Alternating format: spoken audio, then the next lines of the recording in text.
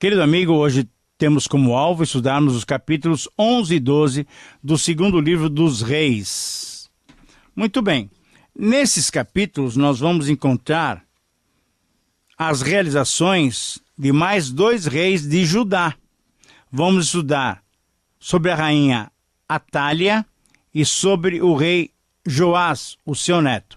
Em relação à rainha Atália, a 7ª governanta do Reino do Sul, do Reino de Judá, devemos destacar que, mesmo que o seu nome tivesse um significado favorável à fé de Iavé, pois significava Iavé é exaltado, as suas atitudes foram completamente contrárias à religião judaica. Ela, a rainha Atália, era filha de Jezabel. Portanto, filha de Acabe também, e mulher de Jorão. Ela tomou posse no trono após a morte do seu filho Acasias e reinou durante 6 anos sobre Judá. Para se manter sem problemas no trono, mandou matar todos os possíveis herdeiros. Só escapou o pequeno Joás, um dos seus netos, que foi escondido por Jeoseba, uma tia que cuidou dele escondido no templo. Atália implantou um reinado de terror, no qual exaltou ao máximo o baalismo. Ela foi a única mulher e a única pessoa fora da linhagem de Davi que assumiu o trono de Judá. Embora tenha reinado sobre Judá na Bíblia, ela não recebe o título de rainha. Nesse capítulo 11, no segundo livro de Reis, nós vamos encontrar então o retorno da nação para Iavé. Inspirado pelo sacerdote Joiada, o rei Joás, embora não totalmente, levou Judá de volta aos caminhos de Deus. Vamos considerar 7 etapas desse retorno de Judá a Jeová. A primeira etapa do retorno se vê na providência astuta por parte de Jeoseba. Nos versículos 1 a 3, nós encontramos exatamente aquilo que nós já mencionamos. Em parte, agora vamos mencionar em detalhes. Atália, mãe do rei Acasias, sabendo da morte do seu filho, deu ordem para que todas as pessoas da família real fossem mortas. Ela queria reinar, mas não queria nenhum concorrente. A tia desse menino, chamado Joás, escondeu esse bebezinho, esse pequeno príncipe, no templo. Ela era filha do rei Jorão e ela era meia-irmã de Acasias. Então ela levou Joás e o escondeu. Ela levou a sua babá, esconderam num quartinho do templo e ficou assim durante 6 anos. Durante 6 anos, Jeoseba cuidou desse menino e o conservou escondido no templo enquanto Atália era rainha. Muito bem, a segunda etapa do retorno se vê no plano audacioso de Joiada, versículo 4. No 7º ano, o sacerdote Joiada, um homem temente a Deus, mandou chamar os oficiais encarregados dos guardas-costas e dos guardas do palácio para que viessem no templo. E ali ele planejou e pediu que eles jurassem concordar com aquilo que ele queria propor. A terceira etapa, então, do retorno de Judá ao convívio com o Senhor, se vê na proteção amorosa ao pequeno Joás. Nos versículos 5 a 8, Joiada deu a seguinte ordem: quando vocês ficarem de serviço no sábado, a terça parte de vocês deve guardar o palácio. Uma outra terça parte deve ficar na guarda do portão sul. E uma outra terça parte deve ficar no portão, atrás dos outros guardas. Os 2 grupos que deixarem o serviço ficarão de guarda. Na verdade, o que nós podemos perceber aqui, querido amigo, é que Joiada tomou todas as providências para que o pequeno Joás, o real rei de Israel, tivesse toda a proteção possível. Por isso, em quarto lugar, nos versículos 9 até 12, nós encontramos mais uma etapa do retorno de Judá ao convívio com o Senhor. Nós vemos essa etapa com a proclamação animada de Joás, sendo designado o 8º rei de Judá. Nos versículos 9 a 12 encontramos exatamente isso. Ele pôs soldados, Joiada pôs soldados armados com espadas na porta do templo, na frente do templo, para protegerem o rei. E aí Joás foi ungido e apresentado como rei. Ora, diante dessa celebração, o povo aplaudiu e gritou com muita animação: Viva o rei! Viva o rei! Viva o rei Joás! Em quinto lugar, a quinta etapa desse retorno se vê na percepção assustadora da rainha Atália. Atália estava no seu palácio, certamente, e ouviu o barulho, aquilo que o povo estava clamando, estava celebrando, e ela foi até o templo. Estavam reunidos e ela viu o novo rei. Joás estava rodeado pelos oficiais e por aqueles homens que tocavam cornetas. Joás estava com muito povo em volta de si, e o povo, certamente muito alegre, tocava trombetas, cantavam, celebravam. E em sinal de desespero, Atália, que viu toda aquela cena, ela rasgou as suas roupas e gritou: traição, traição! Mas, na verdade, quem tinha usurpado o trono tinha sido ela e não Joás. A sexta etapa do retorno se vê na precaução apropriada de Joiada com o templo do Senhor, nos versículos 15 a 16. Então, esse sacerdote, servo do Senhor, ele mandou que os seus auxiliares matassem a rainha, mas que levassem ela fora do templo, para não contaminar o templo de Jerusalém. Eles a prenderam, levaram para fora do palácio, e ali no portão dos cavalos, a rainha Atália, a usurpadora, foi morta. Concluindo o capítulo 11, a sétima etapa do retorno de Judá para o convívio com o Senhor se vê no pacto abençoador entre o povo, o rei e Deus. Nos versos 17 a 21, nós encontramos esse texto que é um texto inspirador. O sacerdote Joiada fez uma aliança entre o Senhor, Deus, o rei e o povo, a fim de que eles fossem o seu povo e a fim de que Deus fosse o seu Deus, a fim de que o rei e o povo andassem em comum. Então, o povo foi até o templo do deus Baal, derrubou tudo ali, despedaçaram os altares, fizeram uma limpa, realmente mataram Matã, o sacerdote de Baal.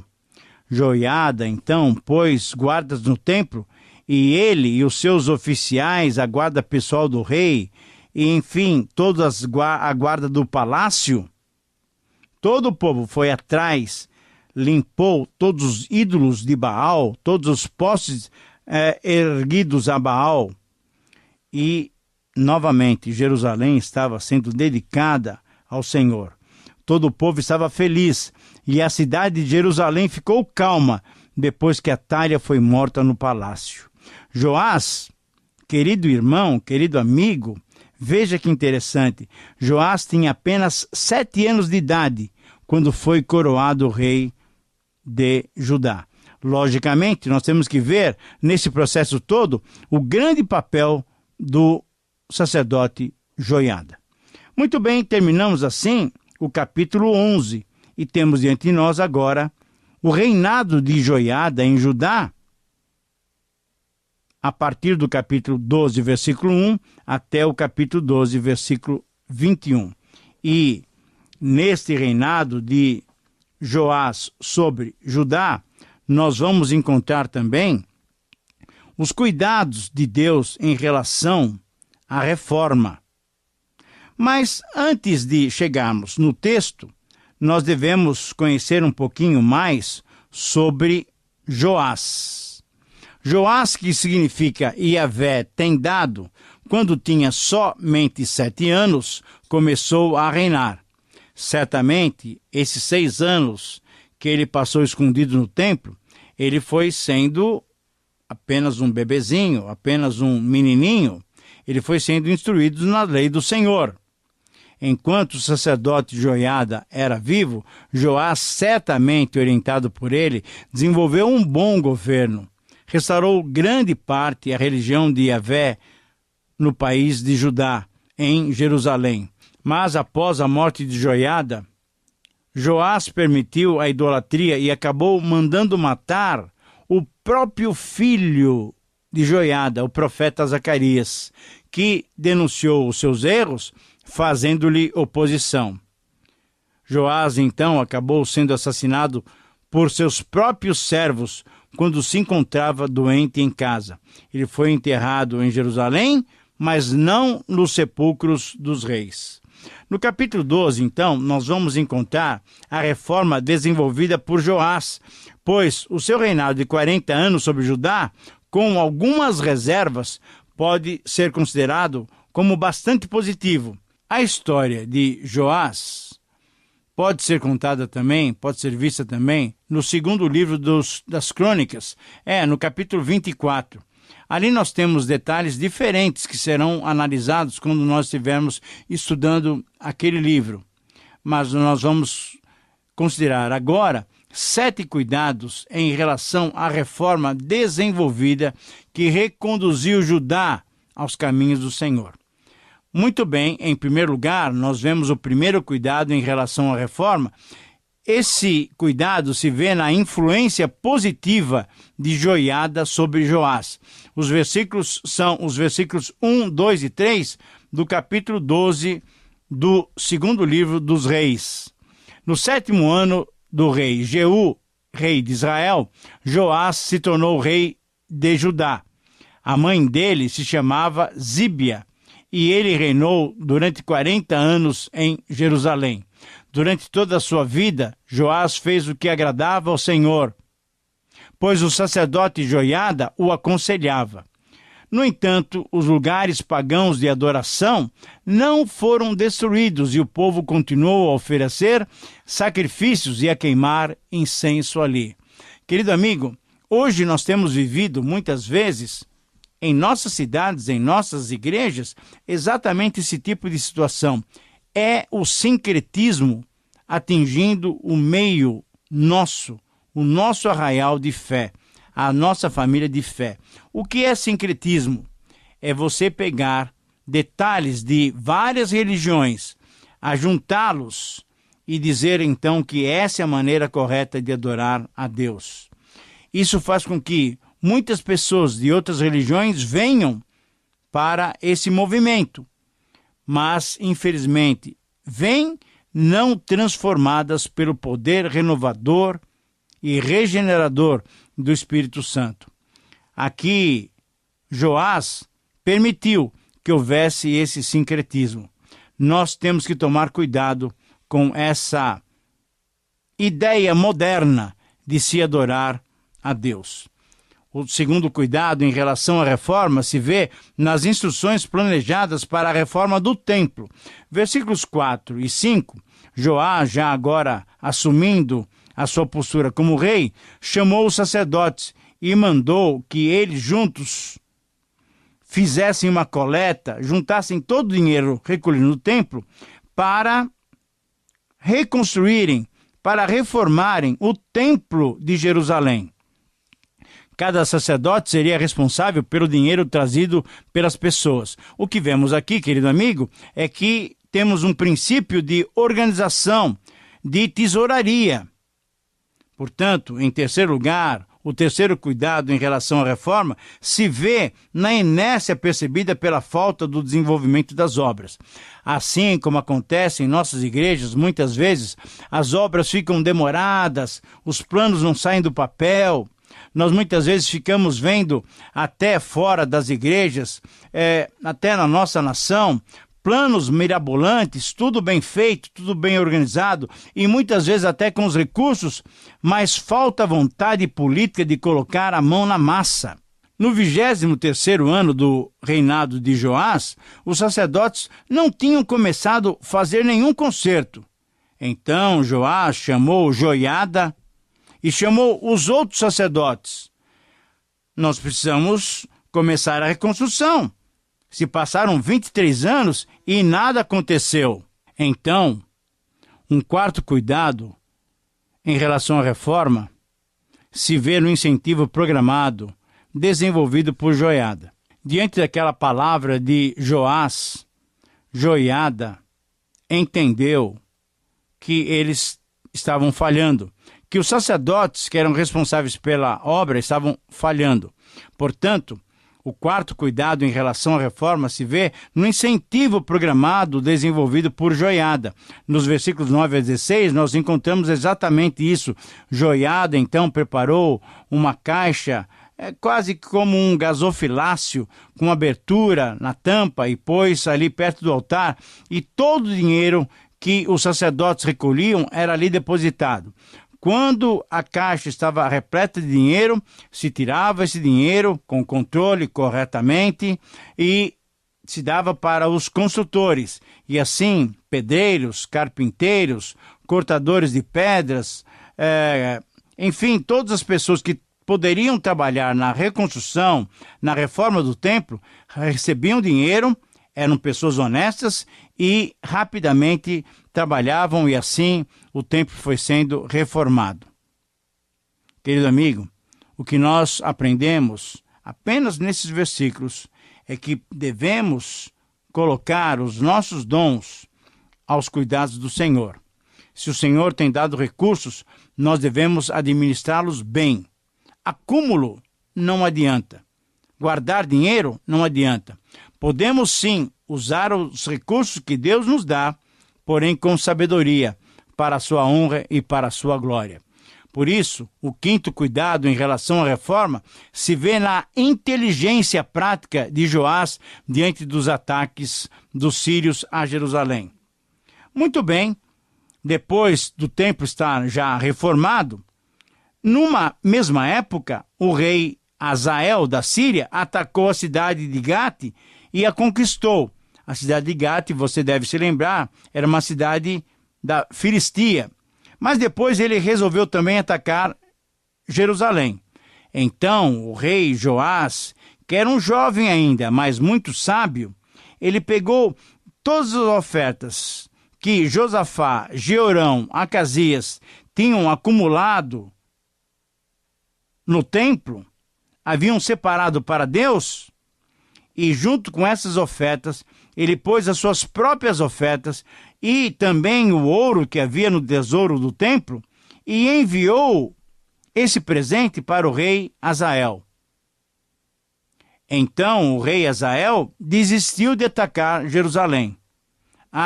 Quantas vezes nós precisamos dessa esperteza, dessa inteligência, dessa sagacidade. A Bíblia diz lá em Provérbios que o presente dado às ocultas acalma, desvia o furor. E assim o rei Joás, com muita sagacidade, desviou o furor, a invasão que Azael faria contra Jerusalém. O sexto cuidado em relação à reforma se vê no paradoxal intento de Joás, que depois da morte de Joiada teve atitudes condenáveis. Querido amigo, é interessante como a presença de uma pessoa mais velha, de um mentor em nossas vidas, é uma bênção. Quando essas pessoas faltam, nós podemos muitas vezes caminhar sozinhos, e ao caminhar sozinhos, nós podemos andar contrário à vontade do Senhor. Assim aconteceu com Joás. Depois da morte de Joiada, que era o seu mentor espiritual, Joás cometeu várias coisas que desagradaram o coração de Deus. Conforme os relatos do segundo livro das Crônicas, no capítulo 24, nós vamos encontrar essas atitudes condenáveis do rei Joás. E por isso, então, o sétimo cuidado em relação à reforma se vê na interrupção punitiva dos servos de Joás contra o seu senhor que se afastara de Deus. Conforme lemos no capítulo 24 do segundo livro das Crônicas, Joás mandou matar Zacarias, que era o filho do profeta Joiada. Somente porque Zacarias confrontou ele, dizendo que Joás estava errado em várias atitudes.